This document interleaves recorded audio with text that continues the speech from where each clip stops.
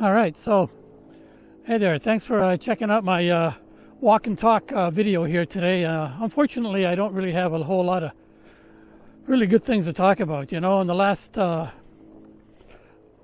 or 3 weeks, I've been I don't know how to say this. I guess I've been a little bit freaking out. Yeah, so I got to tell you, it's all about this thing in Ukraine and Moscow and this bastard Putin over there. Holy smokes, he's really turned out to be quite the devil of the world, hasn't he? Here's the thing. He's pretty much denounced that any kind of interference from NATO or any other country is going to bring on devastation like the world has never seen before. And so fine.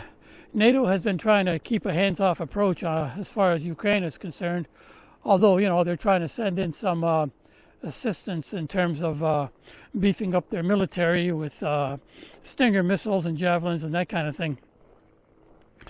But whether Ukraine wins or not, I think it's a losing situation. And it's going to be hard to stop Putin from taking further devastating steps that was going to affect the entire planet. I really believe that, and here's why. So, NATO's not engaging the Russian forces, but now the United States, Europe, and a lot of the other parts of the world have placed these sanctions on Russia that is economically planned or economically structured to decapitate the entire financial system of Russia. And so, actually, the French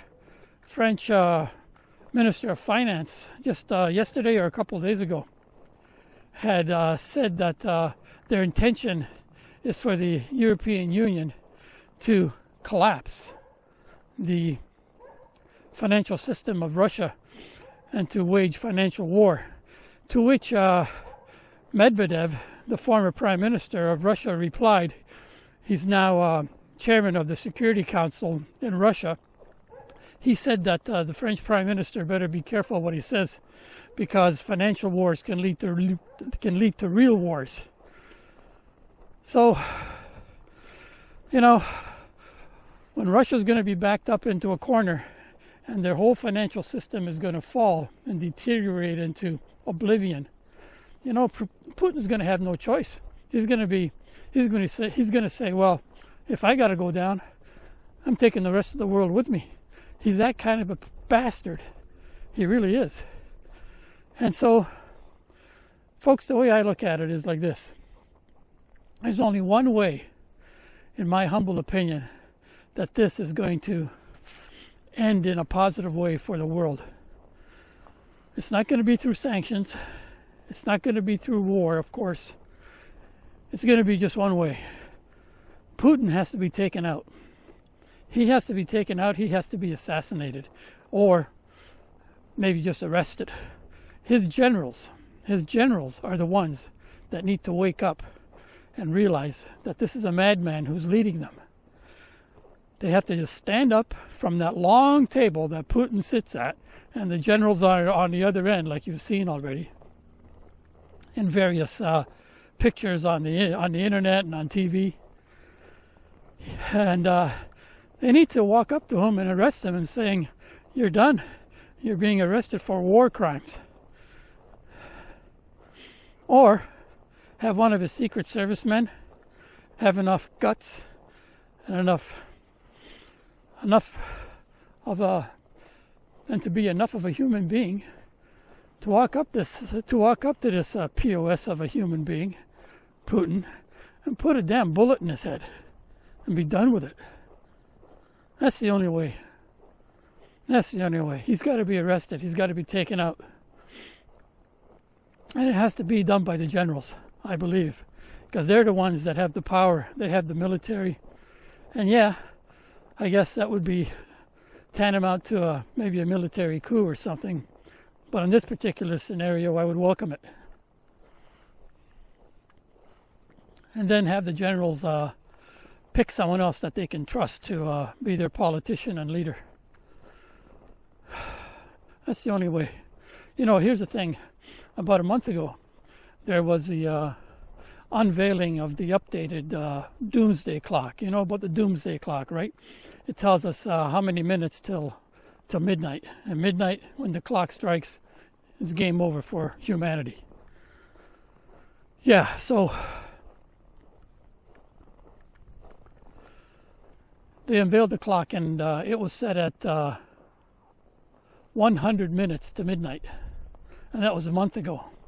Well, I think about 2 weeks ago, that second hand started moving pretty fast. And I think about a week ago, it was probably about a minute to midnight. And I think today, it's probably closer to 3 seconds to midnight. Because I tell you what, this is going to move along real quick. Pretty soon, NATO will be cut off from sending supplies to Ukraine as far as bolstering their military goes. Ukraine's going to be run over by Russian forces. Their population is going to be devastated. Perhaps hundreds of thousands will be killed. Maybe NATO won't be able to stand by. Maybe they just can't stand by and watch hundreds of thousands of innocent people and children being bombed. So they may step in. Or what might happen is there might be a side skirmish somewhere where a Russian jet happens to encroach on a NATO country's boundaries, go over the border, and it gets shot down, and then it's on. And then it's on big time. Then we got World War III. Time to get rid of Putin, put an end to his misery and our potential misery.